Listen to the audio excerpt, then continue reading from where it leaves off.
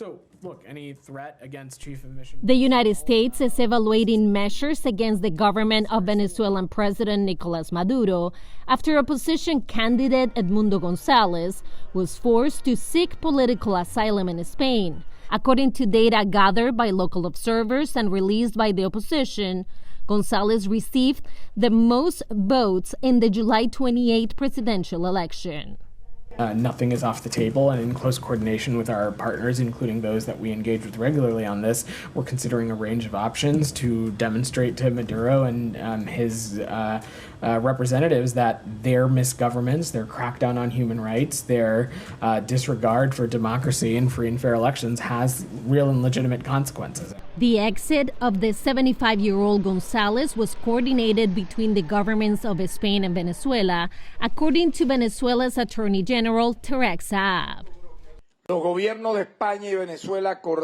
government of Spain and Venezuela agreed on providing a safe passage to citizen Edmundo Gonzalez Urrutia so he could abandon the national territory and he could receive the asylum granted by Spain. In consequence, this public ministry expresses absolute respect toward decisions of the Venezuelan executive, who granted the corresponding safe passage by complying with the right to asylum guaranteed by the Venezuelan Constitution in Article 69. The Biden administration has imposed sanctions against companies and members of the government in Venezuela, and the U.S. and others have used these measures as leverage to broker agreements, such as last fall's Barbados deal, which outlined conditions for a competitive election in Venezuela. However, opposition leader Maria Corina Machado, who was banned from participating in the election, says the U.S. has not done enough. I certainly think the United States should do much more.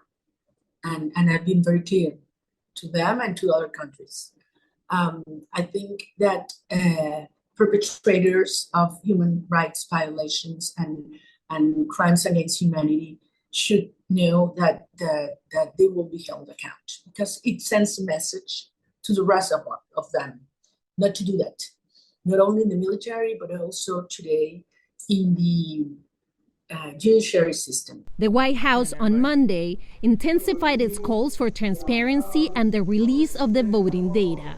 What needs to happen next is Mr. Maduro needs to heed the call of the international community and, quite frankly, the Venezuelan people, and release the data so that the whole world can see what the Venezuelan people, who they voted for, and that their democratic aspirations are met. Maduro has dismissed Gonzalez's claims of victory, alleging there was a right-wing plot to sabotage his government. The opposition, meanwhile, has mobilized the Venezuelan diaspora to protest in cities worldwide in dispute of the election results. Celia Mendoza, VOA News, the State Department.